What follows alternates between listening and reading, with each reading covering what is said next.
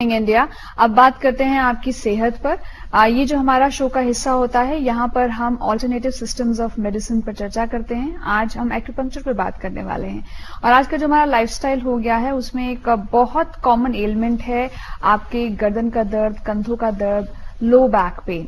अब इस दर्द को एक्यूपंक्चर के माध्यम से प्रैक्टिकली किस तरह से ट्रीट किया जाता है, कुछ डेमोन्स्ट्रेशन होगा और बातचीत रहेगी हमारे एक्सपर्ट से। आप हैं doctor Raman Kapoor, head of the department medical acupuncture Shri Gangaram hospital, और आप पहले रेसिपिएंट हैं पद्मश्री के in the field of medical acupuncture. Doctor Raman, बहुत बहुत स्वागत है। Thank you madam.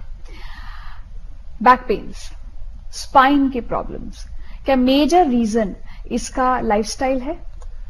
You are very correct.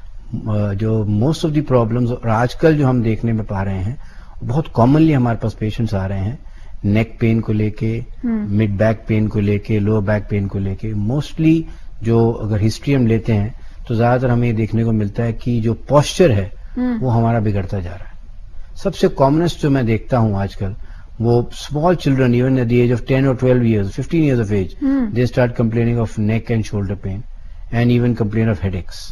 और इसका रूट कॉज जो है वो ये है watching too much of television और as a matter of fact doing a laptop on the bed, because doing any activity lying down in bed, your neck is automatically going to get rotated in a bad position, because all these work should always be done in a sitting posture with a spine erect, because whenever we tend to sag down, these spinal muscles they gradually start getting weak, वो कमजोर पड़ते जाते हैं। इसका gender से कोई relation नहीं है कि महिलाओं को ज्यादा होता है एक पर्टिकुलर एज के बाद या पुरुषों में? Is there any? I think एक जेंडर का रिलेशनशिप है, वो होता है मेंस्ट्रुअल साइकिल के साथ, कि प्री मेंस्ट्रुअली कई बार लो बैक पेन काफी होता है लोगों को, और कई बार पोस्ट डिलीवरी, डिलीवरी के बाद भी लो बैक है, बिकॉज जब डिलीवरी होती है तो उस समय काफी जो बैक के मसल्स हैं उन पे स्ट्रेचिंग होती है। सो एज या फॉर्सेप डिलीवरी हो या सिजेरियन हो, तो उस वजह से कई बार जो है या कई बार हम एनेस्थीसिया देते हैं बैक के अंदर, स्पाइन के अंदर डिलीवरी के टाइम में। उसका एनेस्थीसिया की जो जहाँ पर लंबर स्पाइन में हम इंजेक्ट करते हैं, कई बार उसकी वजह से भी नर्व्स इरिटेट हो जाती हैं और उसके बाद रेजिडुअल एक पेन रह जाता है बैक के अंदर, जिसको कि बहुत डिफिकल्ट होता है बाद में ट्रीट करना। बट एक्यूपंक्चर द्वारा हमने बहुत ही अच्छे रिजल्ट्स देखे हैं इन सब टाइप के पेन। ये पूरी तरह से मिट जाता है एक्यूपंक्चर से? ये पूरा क्योरेबल है। और जो सबसे इंटरेस्टिंग बात जो मैं आपसे आज शेयर करना चाहूंगा वो ये है, एक तो मैं डेमोन्स्ट्रेशन करना चाहूंगा, देख रहे हैं सारा साजो सामान इस वक्त हमारे टेबल पर है सामने, आपको दिखाना चाहूंगा। ये जो हम नीडल्स यूज करते हैं एक्यूपंक्चर में, ये बहुत ही महीन नीडल्स होती हैं, और ये एक मैं नीडल आपको दिखा रहा हूँ निकाल के। अच्छा, ये नॉर्मली लोगों को लगता है कि सुई है, दर्द दर्द जो भी नहीं, is it a painful? It is totally painless. Why? Because these needles are very thin and they are disposable needles. एक बार यूज करते हैं और उसके बाद इसको हम फेंक देते हैं। They are not reused again, they are pre sterilized imported needles we are using. अभी इंडिया में इनकी मैन्युफैक्चरिंग नहीं है, तो ये हमें इंपोर्ट करनी पड़ती है। तो ये नीडल एक ट्यूब के अंदर है। अच्छा। और ये ट्यूब के अंदर इसको जैसे हमने रोटेट किया जी, तो ये हम इसको पॉइंट पे, जैसे फॉर एग्जांपल यहाँ पर शोल्डर पेन है, तो यहाँ पर हमने इसको इंजेक्ट करके ऐसे नीडल लगा देते हैं। तो ये जो नीडल है ये ऑटोमेटिकली इस पॉइंट पे जाके लग जाती है। जैसे मैंने यहाँ पर लगाया है इसको, और इसको मैंने ये लगा दिया, अब ये नीडल लग गई। अब आप देख सकते हैं ये शोल्डर पेन के लिए हमने एक नीडल लगाई, और इसमें इतनी महीन नीडल है ये कि इसको पेन का तो मतलब ही नहीं होने का। तो अगर शोल्डर में पेन है तो शोल्डर पे ही मतलब कुछ आप ऐसा नहीं होता, पॉइंट्स सिलेक्ट करने पड़ते हैं। अब ये शरीर है जो सारा हमारा, इसमें तकरीबन 12 एक्यूपंक्चर मेरिडियंस होते हैं। वो 12 मेरिडियंस राइट साइड पे भी हैं, 12 लेफ्ट में भी हैं। जैसे हम इस पे अगर मॉडल में देखें तो आप देखेंगे कुछ पॉइंट्स ऐसे यहाँ पर मार्क हुए पड़े हैं, लेग में भी और हैंड में भी। तो ये जो पॉइंट्स है तकरीबन 365 पॉइंट्स ऐसे हैं जो कि नॉर्मली यूज होते हैं, पर इनके अलावा जो अब न्यू रिसर्च हो रही है उससे और नए एक्यूपंक्चर पॉइंट्स भी बाहर आ रहे हैं रिसर्च से। तो तकरीबन 800 एक्यूपंक्चर ऐसे पॉइंट्स हैं हमारे शरीर में, 800, जिसके के ऊपर नीडल लगा के एक्यूपंक्चर द्वारा इलाज किया जा सकता है। अब अच्छा, अगर हम गर्दन के दर्द से शुरू करते हैं, अगर गर्दन का दर्द है तो कौन सा शरीर का हिस्सा है जहां पर आप सुई लगाते हैं? गर्दन के दर्द के लिए हमारे जो नॉर्मल एक्यूपंक्चर के पॉइंट्स होंगे वो नेक के अंदर ही होते हैं, पीछे, बट बैक ऑफ नेक में। बट जो गर्दन का दर्द होता है वो ज्यादातर रेफर्ड होता है शोल्डर्स की तरफ भी।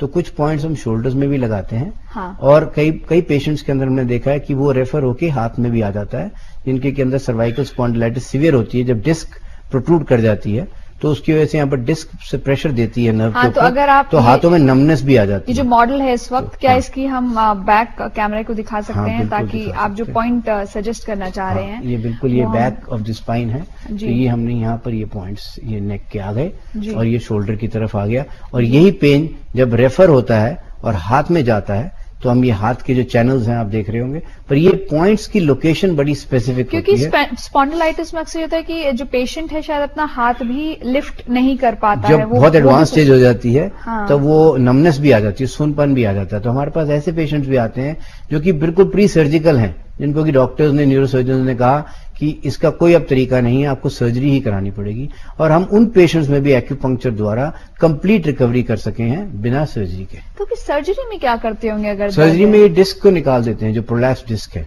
बट एक बारी के लिए आपको रिलीफ हो गया प्रेशर से, बट क्या होगा फिर वो नीचे की डिस्क धीरे धीरे कमजोर पड़नी शुरू होती है, फिर कुछ 2-3 साल के बाद वो अगली डिस्क पे प्रेशर आ जाएगा और फिर से सिम्टम्स आने शुरू हो जाएंगे।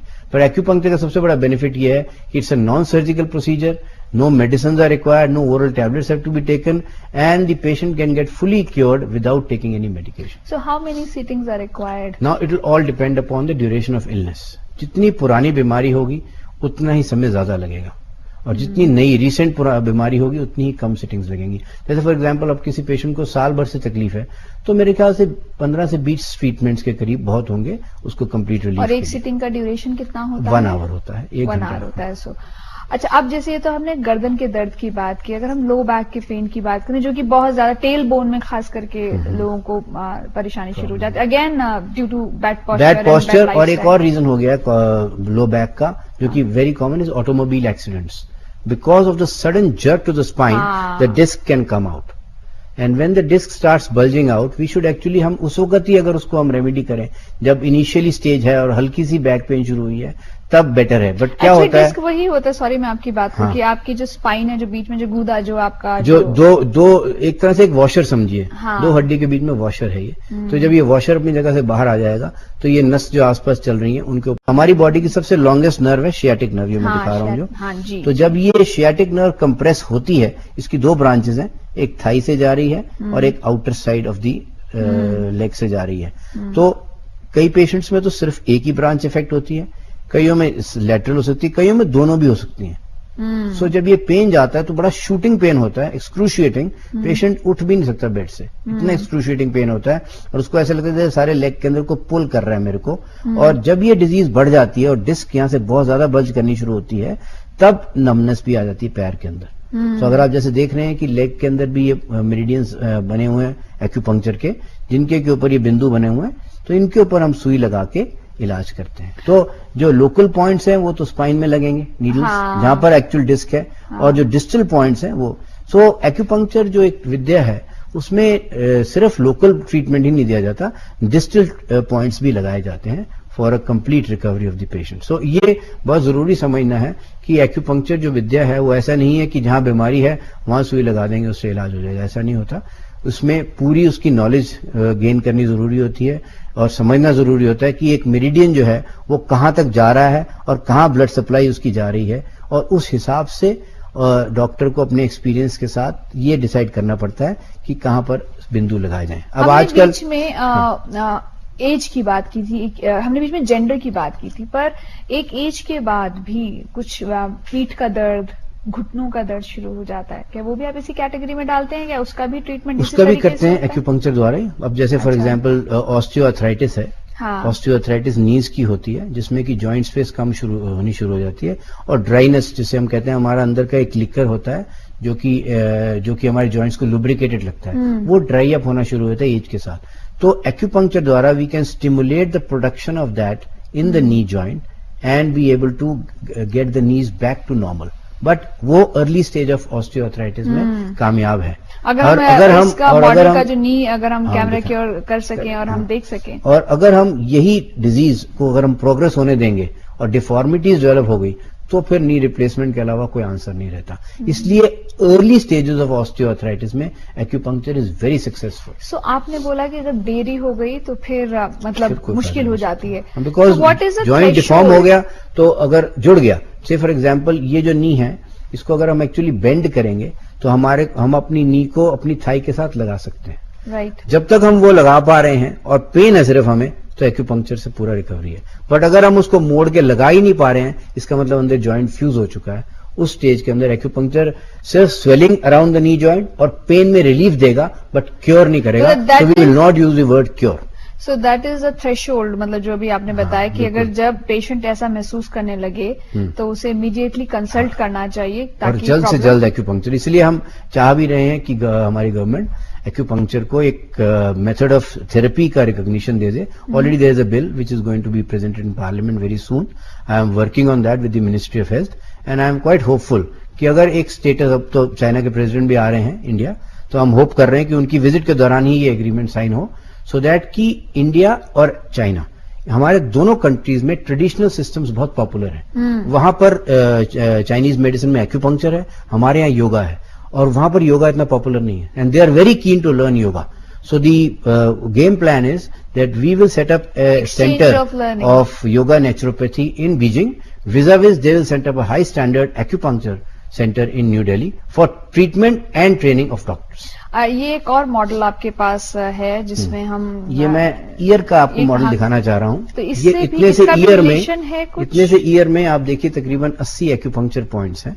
अच्छा। अब जो लेटेस्ट जो आजकल ट्रेंड आ रहा है, मैं आपको वो भी एक्सप्लेन करना चाहता हूँ कि कई बार लोग जो है हमारे पास अब आउट स्टेशन दिल्ली से बाहर से भी बहुत इंक्वायरीज आती हैं और बहुत दिक्कत होती है पेशेंट को आके यहाँ रहने में, इलाज कराने में रेगुलर। तो अब ईयर एक्यूपंक्चर द्वारा वो प्रॉब्लम भी सॉर्ट आउट होगी। वो कैसे? अगर आपका स्पॉन्डिलाइटिस या बैक पेन है, वो कान के थ्रू ही। अच्छा। अब हम क्या करते हैं, हमारे पास एक स्पेशल टाइप की ईयर नीडल्स आती हैं। अच्छा। मैं आपको दिखाना चाहूंगा। वो दूसरी नीडल से कुछ डिफरेंट है। ये तो बॉडी नीडल्स थी, ये ईयर नीडल्स है। अच्छा। ईयर नीडल्स जो होती हैं, ये ईयर के एक्यूपंक्चर पॉइंट्स के ऊपर, इनको ये मैं निकाल के आपको दिखा देता हूँ। जी जी। ये नीडल होती है छोटी सी। अच्छा, बहुत सर्कुलर। ओके। हाँ, और ये नीडल जो है मैंने ये ईयर के एक्यूपंक्चर पॉइंट्स के ऊपर यहाँ पर सपोज करो ये लगा दी। हाँ। तो जो हमारा स्पाइन है, हाँ, वो ये एरिया है स्पाइन का। अच्छा, जो ये लंबर स्पाइन है। हाँ, हाँ, ये थोरेसिक स्पाइन है, ये सर्वाइकल स्पाइन है। तो मतलब हमारी ये जो ईयर है, it is nothing else but an inverted fetus sitting in the womb of a mother. Look at the shape. It is exactly, this is the face, and these are the limbs, and the child is sitting like this inside the womb. So this is the, and inside is the your internal organs. जो spleen, stomach, liver है, वो इधर आ गए। तो इसीलिए तो ये points जो है ये सारे मार्क्ड हैं बिल्कुल इसके अंदर। इस मॉडल में अगर आप देखेंगे तो ये मैंने जो पॉइंट यहाँ पर मार्क किया है, this is a stress point. This we use very often for people who have insomnia, anxiety, restlessness, नींद नहीं आती जिनको, उनको इस पॉइंट पे मैं अगर लगा देता हूँ बिंदु पे नीडल, और उसके बाद मैं छोड़ देता हूँ। ये नीडल रिटेनिंग नीडल होती है, कि 10 से 15 दिन तक भी आपके कान में लगी रहेगी, ना कोई प्रॉब्लम। अच्छा, है जो आउट स्टेशन पेशेंट्स हैं, उन्हें आप इस तरह की नीडल्स देते हैं कि वो एक बार आपने लगा दिया और छोड़ दिया, they go back and they can come back after 10-15 days, and इससे बहुत अच्छे रिजल्ट्स आ रहे हैं।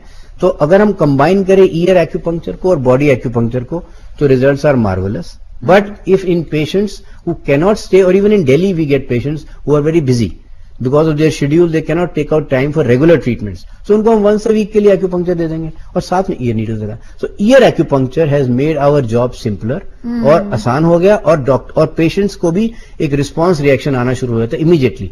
इसमें हमने ऑलमोस्ट मिरेकुलस रिजल्ट्स देखे हैं शियाटिका के अंदर भी, कि उसमें कि बैक ऑफ द ईयर में शियाटिक नर्व के पॉइंट्स होते हैं। अच्छा। तो बैक ऑफ द ईयर में भी ये पॉइंट्स हैं जहां पर कि आप नीडल लगा सकते हैं, जैसे कि फ्रंट में था। और ऐसे ही मैंने बताया आपको, जो ये जो एरिया है लोब ऑफ द ईयर जो हम देख रहे हैं, इसमें जो ये पॉइंट है, ये वही पॉइंट है जिसपे कि आपने अपना ईयर रिंग लगाया हुआ है। ये आई पॉइंट है एक्यूपंक्चर का।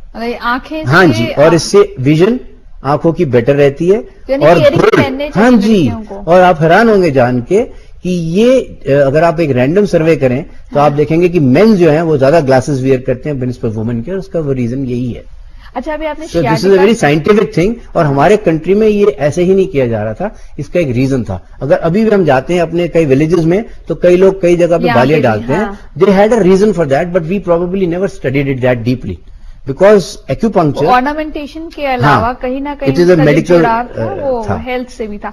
अभी थोड़ी देर पहले आपने कान की उल्टी तरफ से जो शियाटिक नर्व है उसके पॉइंट्स बताए थे, तो अगर कैमरे की तरफ आप दिखा सकें, and if you could point those special points. This is the area of the back, and this is the area of the sciatic nerve, ये वाला। जी जी जी। तो ये स्पाइन है, हाँ। Lumbar spine. तो लंबर स्पाइन का फ्रंट वाला जो था मैंने अंदर साइड दिखाया था, और बैक वाला पॉइंट्स ये यहाँ पर दिखाया, और ये इसके एज पे सियाटिक नर्व का पॉइंट। जी। अब एक आपके पास एक और मॉडल भी हम देख रहे हैं, हाँ, जिसमें एक ये इंसानी चेहरा है। बिल्कुल ठीक है। ये है स्कैल्प एक्यूपंक्चर। अच्छा। और फेस एक्यूपंक्चर।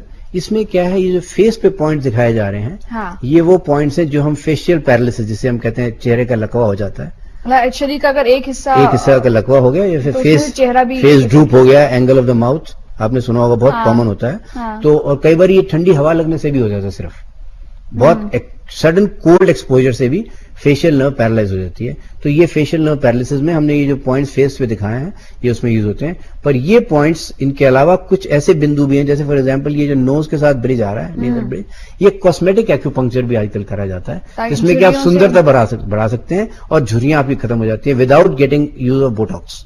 सो आपको कोई केमिकल यूज नहीं, परमानेंट। और ये बेसिकली जो कोलेजन होता है हमारी बॉडी में, वो कम हो जाता है, उसी वजह से झुर्रियां आती हैं। तो एक्यूपंक्चर जो नीडल लगाते हैं, वो कोलेजन की नेचुरल प्रोडक्शन को स्टिमुलेट करता है। पर ज्यादातर हम कोशिश यही करते हैं कि 50 साल की उम्र तक तो बहुत अच्छे रिजल्ट्स हैं, उसके बाद एक नेचुरल एजिंग प्रोसेस आ ही जाता है, तो वो मुश्किल होता है रिवर्स करना।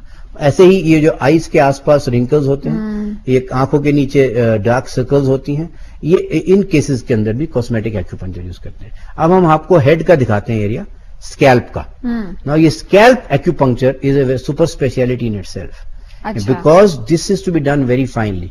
सो obviously as you advance in the science and as you become a better specialist, then you start using more and more techniques. So scalp acupuncture जो है वो एक नया तकनीक है, यूज तो काफी सालों से हो रही है, बट इसके अंदर और रिसर्च अब हो रही है। तो इसमें अलग अलग एरियाज हैं स्कैल्प के अंदर, जैसे मैं आपको दिखा रहा हूं। ये एरियाज, जैसे फॉर एग्जांपल ये एरिया है, ये वाला पॉइंट का, ये एरिया वो है जो कि एक साइड की अधरंग हो गया, किसी को लकवा हो गया, एक हैंड और एक लेग पैरालाइज हो गया, तो यहां पर हम नीडल लगा के एक्यूपंक्चर द्वारा उस एरिया को स्टिमुलेट कर रहे हैं to increase the blood circulation to that area of the brain from where the actual problem has taken place. ऐसे ही स्कैल्प के बैक के अंदर एरिया होता है ऑप्टिक नर्व का।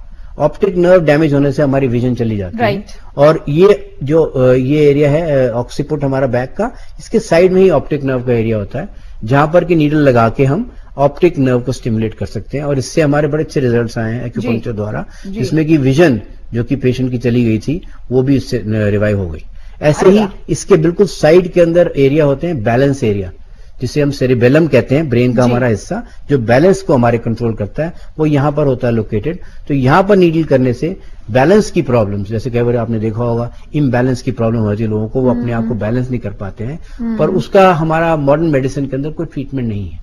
और एक्यूपंक्चर द्वारा अगर अर्ली स्टेज में हम पकड़ लें उस बीमारी को, तो बहुत ही अच्छे रिजल्ट्स हैं। तो ये स्कैल्प एक्यूपंक्चर है, जिसके बारे में आपको बताना चाह रहा था। ऐसे ही अगर आप फोरहेड पे देखेंगे स्कैल्प के, तो यहाँ भी पॉइंट्स होते हैं, और ये हम ज्यादातर यूज करते हैं माइग्रेन्स के अंदर, हेडेक्स के अंदर, वेरी कॉमन प्रॉब्लम, और साइनसाइटिस के अंदर भी यहाँ पे हमारे पॉइंट्स होते हैं, जो कि एलर्जी की प्रॉब्लम है। अब एलर्जी का जिक्र आया तो मैं आपको बताना चाहूंगा एक और वेरी इंटरेस्टिंग थिंग, जो कि अब न्यूअर डेवलपमेंट्स में आ रही है एक्यूपंक्चर में, कि allergies again is a common problem which we see everywhere.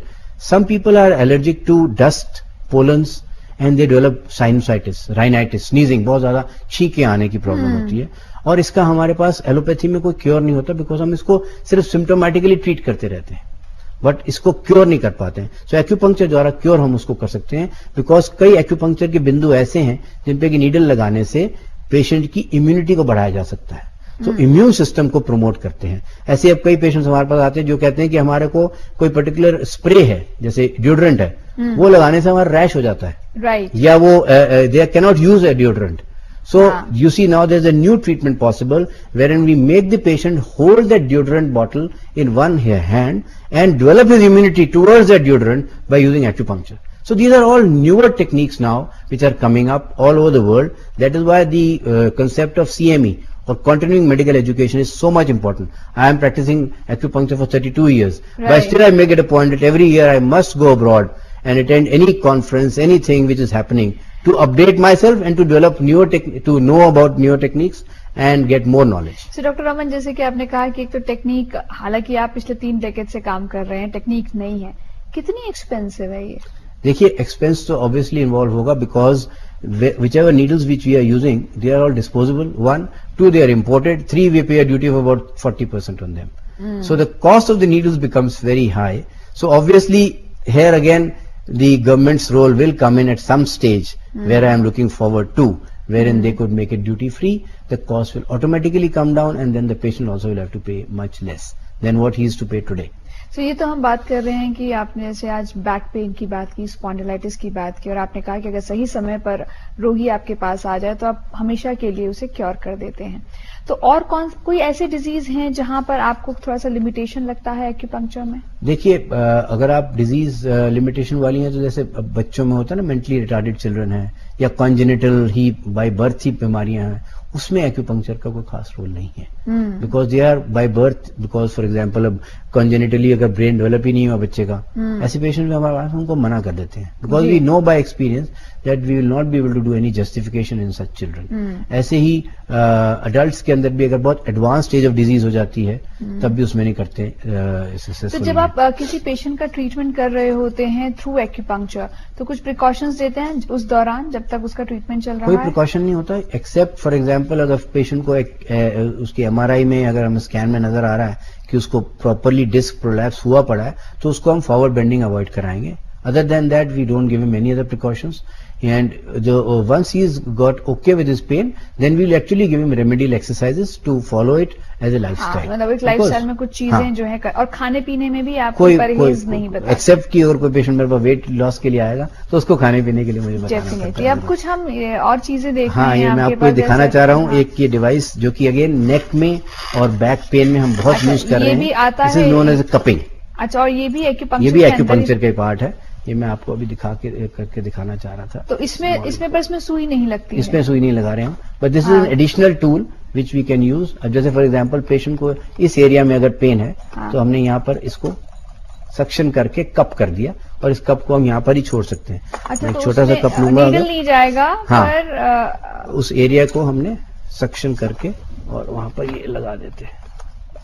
Cup लगता है? कप लगता है, ये वैक्यूम क्रिएट करता है, और वैक्यूम से क्या होता है, उस पर्टिकुलर एरिया में इमीडिएटली ब्लड की सर्कुलेशन बढ़ जाती है। सो ब्लड सर्कुलेशन बढ़ाने से क्या होता है कि इमीडिएटली उस एरिया के अंदर इंक्रीज ब्लड सर्कुलेशन आने से पेन में जो है इमीडिएट रिलीफ आता है। So there are a lot of people who will come to us with acute pen.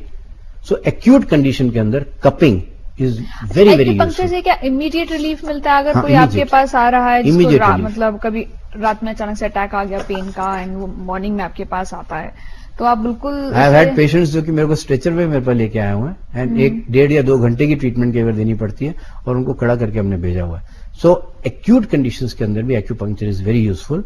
It is not only that in chronic conditions we can use it, even in acute conditions acupuncture is very useful. कुछ laser के माध्यम से भी आप करते हैं? अब आपने बताया तो मैं लेजर भी आज लेके आया था। I wanted to show it. Now this is the latest laser equipment which we are now using in our clinical practice. This is a laser which we get from France. This is a very latest model of a laser. I will not show it up because the laser beam will come out from here. So I just pressed it from here, and this switch is on now. You can see the light coming on. Right. And as I switch the top button on, the timer has started. Now इसके अंदर 3 different types के हमें option दिए हुए हैं laser के। एक होता है बैलेंसिंग ट्रीटमेंट, जिसमें कि हम एनर्जी को बैलेंस कर रहे हैं। एक होता है सिडेशन ट्रीटमेंट, जिसमें कि पेन है एक्यूट, जैसे आपने कहा, उसमें वो वाला हम ऑप्शन यूज करेंगे। इसको हम चेंज कर सकते हैं डिफरेंट ऑप्शंस पे जाके, फिर दबाया। और एक लास्ट ऑप्शन हमारे पास है ईयर का। जो ईयर एक्यूपंक्चर के पॉइंट्स हैं, उन पे भी हम नीडल ना लगा के सीधा लेजर बीम द्वारा। तो क्या ज्यादा कारगर है, लेजर ज्यादा कारगर है या नीडल्स ज्यादा कारगर है? सबसे ज्यादा कारगर तो नीडल्स ही मानी जाती हैं। अच्छा। बट लेजर का बेनिफिट ये होता है कि कई पेशेंट्स बहुत नीडल से एप्रीहेंसिव होते हैं, वो बिल्कुल नीडल के नाम से ही डर जाते हैं, तो उनके लिए यूजफुल है। और बच्चों में we have to remember that if a small child comes to me, say for example a child of 5 year old is coming to me with asthma, अब दमे की तकलीफ है उसको, उसमें हम नीडल तो लगा नहीं पाएंगे ना, वो एक्सेप्ट करेगा। तो उसमें ईयर एक्यूपंक्चर में अभी हम लेजर यूज कर सकते हैं, और बॉडी के पॉइंट्स पे भी जहां हम नॉर्मली नीडल लगा के इलाज करेंगे वहां पर भी हम इस तकनीक द्वारा इलाज कर सकते हैं। डॉक्टर रमन, बहुत मजा आया आज आपसे बात करके, और आपने इतना अच्छे से डेमोन्स्ट्रेट किया कि जिस व्यक्ति जो मेडिकल फील्ड का नहीं भी है, एक पेशेंट भी है, उसने अगर आज ये डेमोन्स्ट्रेशन देख ले तो कहीं ना कहीं विश्वास बैठ जाता है एक थेरेपी के प्रति। और हमारी शुभकामनाएं जो आपके एंडेवर्स हैं जो आप इस फील्ड में कर रहे हैं। Thank you so much. Thank you very much.